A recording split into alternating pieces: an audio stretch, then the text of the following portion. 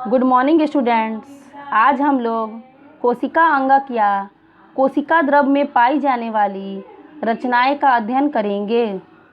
विभिन्न प्रकार की उपापचयी क्रियाओं को दक्षतापूर्वक संपन्न करने के लिए कोशिका के भीतर कोशिका द्रव में अनेक अलग अलग प्रकार की छोटी छोटी रचनाएं बिखरी रहती हैं। ये रचनाएं यूकेरियोटिक कोशिकाओं में झिल्ली युक्त होती हैं। इन्हीं छोटी छोटी संरचनाओं को कोशिका अंगक कहते हैं। ये रचनाएं अति सूक्ष्म होती हैं, इसलिए इनमें से बहुत सी रचनाएं साधारण प्रकाश सूक्ष्मदर्शी से या तो बिल्कुल दिखाई नहीं पड़ती या उनकी रचना का स्पष्ट ज्ञान नहीं हो पाता था। उनके रचनाओं का रहस्य भेदन एवं विस्तृत ज्ञान तब तक नहीं हो सका जब तक कि इलेक्ट्रॉन सूक्ष्मदर्शी का आविष्कार नहीं हुआ, क्योंकि अच्छा से अच्छा प्रकाश सूक्ष्मदर्शी भी चीज़ों को अधिक से अधिक 2000 गुना बड़ा ही दिखा सकता है, जबकि इलेक्ट्रॉन सूक्ष्मदर्शी में चीज़ों को 1,80,000 गुना बड़ा करके दिखाने की क्षमता होती है। ज्ञातव्य हो कि जर्मन के दो वैज्ञानिकों नॉल तथा ईरस्का ने इलेक्ट्रॉन सूक्ष्मदर्शी का आविष्कार किया। अब हम लोग कोशिका द्रव्य में मौजूद विभिन्न रचनाओं जैसे अंतःप्रदवी जालिका, गोल्गी उपकरण, राइबोसोम, लाइसोसोम, माइटोकॉन्ड्रिया, प्लेस्टिड या लवक, रसधानी आदि के बारे में अध्ययन करेंगे।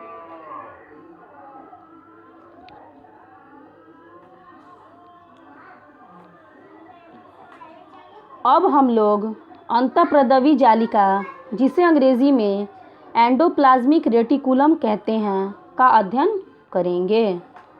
यह जंतु एवं पादप कोशिकाओं के कोशिका द्रव्य में अत्यंत सूक्ष्म शाखित, झिल्लीदार, अनियमित नलिकाओं का घना जाल होता है।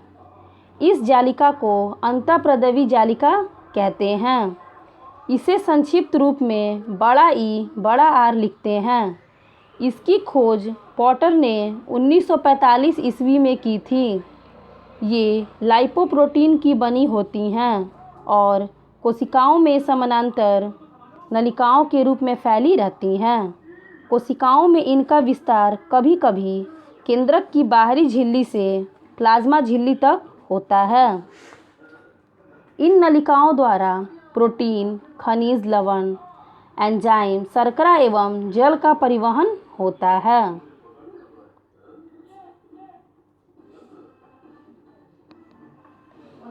अंतःप्रदवी जालिका दो प्रकार की होती हैं। पहला, चिकनी अंतःप्रदवी जालिका, जिसे अंग्रेजी में स्मूथ एंडोप्लाज्मिक रेटिकुलम कहते हैं। इसे संक्षेप में बड़ा एस, बड़ा ई, बड़ा आर लिखते हैं। दूसरा, खुदरी अंतःप्रदवी जालिका, जिसे अंग्रेजी में रफ एंडोप्लाज्मिक रेटिकुलम कहते हैं। इसे संक्षेप में बड़ा आर, बड़ा ई, बड़ा आर लिखते हैं। चिकनी अंतःप्रदवी जालिका की झिल्ली चिकनी होती हैं क्योंकि इन पर छोटे छोटे कण नहीं होते हैं, जबकि खुदरी अंतःप्रदवी जालिका की बाहरी झिल्ली के ऊपर छोटे छोटे कण रहते हैं, जिन्हें राइबोसोम कहते हैं।